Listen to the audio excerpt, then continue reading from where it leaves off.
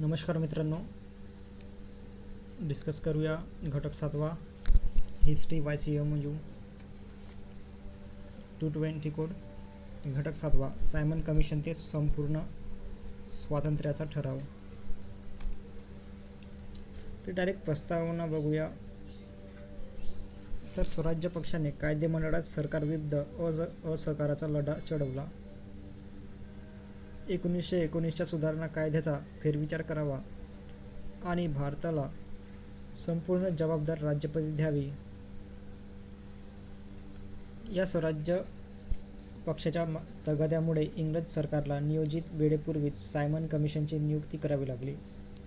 परंतु या चौकशी समितीवर म्हणजेच कमिशनवर एकही भारतीय सदस्य नसल्याने त्याविरुद्ध देशभर तीव्र प्रतिक्रिया उमटली. सायमन कमिशनच्या दौऱ्यावर भारतातील प्रमुख राजकीय पक्षांनी व जनतेने बहिष्कार टाकला.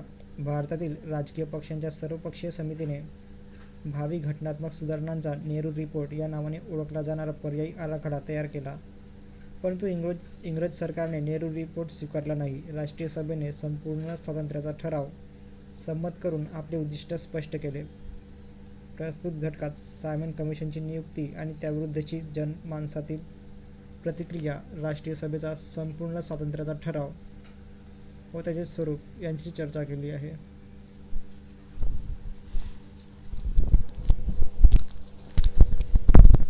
तर विषय विवेचनामध्ये बघूया. Simon commission. स्वराज्य पक्षाने 1923 ते 28 या कालावधीत कायदेमंडळात ब्रिटिश सरकारबरोबर झगडा केला. त्या काळात स्वराज्य पक्षाने कायदेमंडळात 1919च्या सुधारणा कायद्याचा फेरविचार करावा आणि भारताला संपूर्ण जबाबदारीची राज्यपदवी देण्यात यावी या मागणीचा सतत पाठपुरावा केला. सुरुवातीला सरकारने या मागणीकडे दुर्लक्ष केले. तथापि या मागणीची तीव्रता वाढू लागताच 1927च्या सप्टेंबर महिन्यात ब्रिटिश सरकारने सर जॉन सायमन यांच्या अध्यक्षतेखाली एक कमिशन नेमण्याचे जाहीर केले. या कमिशनला त्याच्या अध्यक्षपदाच्या नावावरून सायमन कमिशन असे नाव पडले. तर अध्यक्षाच्या नावावरून सायमन कमिशन असे म्हटले जाते. 1919च्या सुधारणा कायद्याची अंमलबजावणी कशी झाली आहे याची पाहणी करून हे कमिशन नव्या शिफारशी करील असे सरकारने जाहीर केले.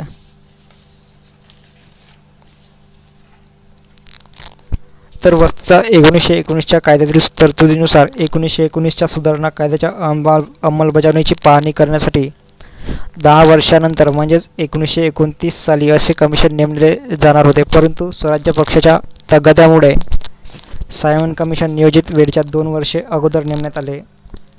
याचे बरेचसे श्रेय स्वराज्य पक्षाला द्यावे लागते. तर कमिशन विरुद्धची प्रतिक्रिया. तर सायमन कमिशन 7 सदस्यांचे होते. कमिशनचे सर्व सभासद ब्रिटिश होते. भावी काळातील राजकीय सुधारणांसंबंधी शिफारशी करण्यासाठी नेमलेल्या सायमन कमिशनवर एकाही भारतीयाला घेण्यात आले नव्हते. भारतीय जनतेच्या आकांक्षा ज्यात प्रतिबिंबित होतील अशा शिफारशी या कमिशनकडून केल्या जाणार नाहीत हे ओळखून भारतातील सर्व प्रमुख राजकीय पक्षांनी ब्रिटिश सरकारच्या या कृतीचा तीव्र निषेध केला. सर्व राजकीय पक्षांनी सायमन कमिशनवर बहिष्कार घालण्याचा निर्णय घेतला. राष्ट्रीय सभेने त्याच्याही पुढे एक पाऊल टाकले. देशभर सायमन कमिशन विरोधी उग्र निदर्शने करण्याचा निर्णय राष्ट्रीय सभेने घेतला. उग्र निदर्शनातून जनतेच्या मनातील राग व असंतोष व्यक्त करण्याचा राष्ट्रीय सभेने चंगच बांधला. अशा प्रकारे भारतातील सर्व राजकीय पक्षांनी सायमन कमिशनबरोबर असहकार पुकारण्याचा निर्णय घेतला.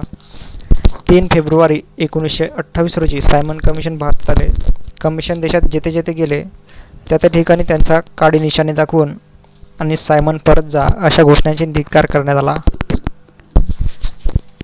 जनतेने केलेली ही निदर्शने यशस्वी झाली. त्यामुळे सरकार अतिशय चिडले. सरकारने निषेध चळवळ दडपून टाकण्यास सुरुवात केली. अनेक ठिकाणी निदर्शकांवर लाठीमार करण्यात आला. सायमन कमिशन लाहोर येथे गेले असता तेथील निषेध मिरवणुकीवर पोलिसांनी केलेल्या लाठीहल्ल्यात पंजाबचे वयोवृद्ध नेते लाला लजपत राय गंभीररीत्या जखमी झाले. त्यातच त्यांचा अंत झाला. मुंबईमध्ये सायमन कमिशन आले तेव्हा पोलिसांचा कडेकोट बंदोबस्त ठेवला होता. तरीही युसूफ मेहर अली व त्यांचे तरुण सहकारी यांनी पोलिसांना चकवले आणि काळे झेंडे दाखवून सायमन गो बॅक अशा आरोळ्या ठोकत प्रचंड निदर्शने केली. हे कमिशन लखनौ येथे आले तेव्हा जवाहरलाल नेहरू, गोविंद वल्लभ पंत व त्यांचे सहकारी यांनी सायमन कमिशन विरोधी उग्र निदर्शने केली. तेथे निदर्शकांवर पोलिसांनी आपले घोडदळ घातले व बेछूट लाठीमार केला. या लाठीमारात राष्ट्रीय सभेचे जवाहरलाल नेहरू, गोविंद वल्लभ पंत इत्यादी नेते जखमी झाले. सायमन कमिशन विरोधी ठिकठिकाणी झालेल्या निदर्शनांमुळे निदर्शक तरुणांच्या ऐक्याची भावना निर्माण झाली आणि स्वातंत्र्यासाठी लढण्याचा त्यांचा निर्धार पक्का झाला. अत्यंत प्रतिकूल परिस्थितीत सायमन कमिशनने 6 महिने देशाच्या विविध भागांत दौरा केला. या दौऱ्यात कमिशनने सरकारी अधिकारी, काही राजकीय पक्षांचे नेते, कायदेमंडळातील सरकारनिष्ठ सभासद यांच्याशी भावी राजकीय सुधारणांसंबंधी चर्चा केली. सायमन कमिशनने तयार केलेला अहवाल 1930 साली लंडन येथे प्रसिद्ध करण्यात आला. त्या अहवालातील शिफारशींच्या पार्श्वभूमीवर लंडन येथे 1930 ते 1932च्या दरम्यान झालेल्या 3 गोलमेज परिषदांत भारताच्या राजकीय भवितव्यावर सविस्तर चर्चा करण्यात आली. पुढचा मुद्दा आहे संपूर्ण स्वातंत्र्याचा ठराव.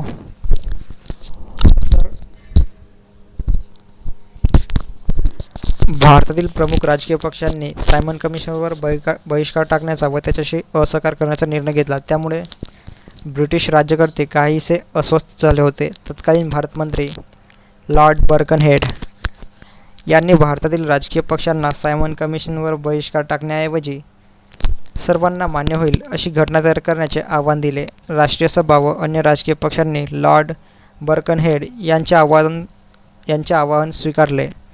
मोतीलाल नेहरूंच्या नेतृत्वाखाली सर्वपक्षीय समितीने 1928 साली परिश्रमपूर्वक घटनेचा एक आराखडा तयार केला. तो नेहरू रिपोर्ट या नावाने प्रसिद्ध आहे. वसाहतीचे स्वराज्य हे ध्येय मानून नेहरू समितीने आपला आराखडा तयार केला होता. राष्ट्रीय सभेतील तरुण कार्यकर्त्यांना वसाहतीचे स्वराज्य ही कल्पना मान्य नव्हती.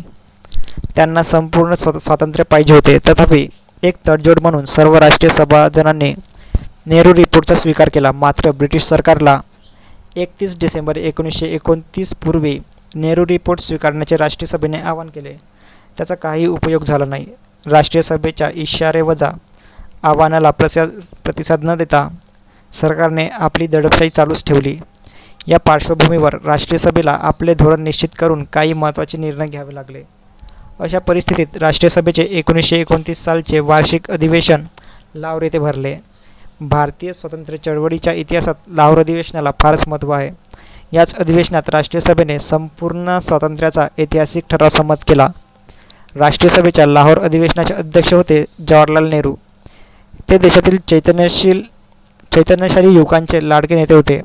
पुरोगामी समाजवादी विचारप्रणालीने ते प्रभावित झाले होते. त्यांनी राष्ट्रीय सभेच्या अध्यक्षपदाची सूत्रे आपले पिताजी मोतीलाल नेहरू यांच्याकडून स्वीकारली. 31 डिसेंबर 1929ला लाहोर येथे रावी नदीच्या तीरावर भरलेल्या राष्ट्रीय सभेच्या अधिवेशनात संपूर्ण स्वातंत्र्याचा ठराव गांभीर्याने व एकमुखाने संमत करण्यात आला. राष्ट्रीय सभेचा हा ठराव भारताच्या संपूर्ण स्वातंत्र्य या ध्येयाचा घोष करणारा आणि स्वातंत्र्य चळवळीची नजीकच्या भविष्यकाळातील दिशा स्पष्ट करणारा होता. राष्ट्रीय सभेच्या संपूर्ण स्वातंत्र्याच्या ऐतिहासिक ठरावात काही बाबींचा समावेश होता. त्या म्हणजे राष्ट्रीय सभेच्या घटनेतील स्वराज्य या शब्दाचा अर्थ संपूर्ण स्वातंत्र्य असा राहील. नेहरू कमिटीच्या रिपोर्टमधील सर्व योजना रद्द झाली असून सर्व राष्ट्रीय सभाजन आपले लक्ष देशाला संपूर्ण स्वातंत्र्य मिळवण्याच्या कार्याकडे लावतील. सर्व राष्ट्रीय सभाजन व राष्ट्रीय चळवळीत भाग घेणारे इतर लोक यांनी येत्या निवडणुकीत प्रत्यक्ष वा अप्रत्यक्ष भाग घेऊ नये. कायदेमंडळ व कमिट्या यांमधील राष्ट्रीय सभेच्या सभासदांनी आपापल्या जागांचे राजीनामे द्यावेत. राष्ट्रीय सभेने तिचा कार्यक्रम कडकडीने पार पाडण्याचे राष्ट्रास आवाहन केले.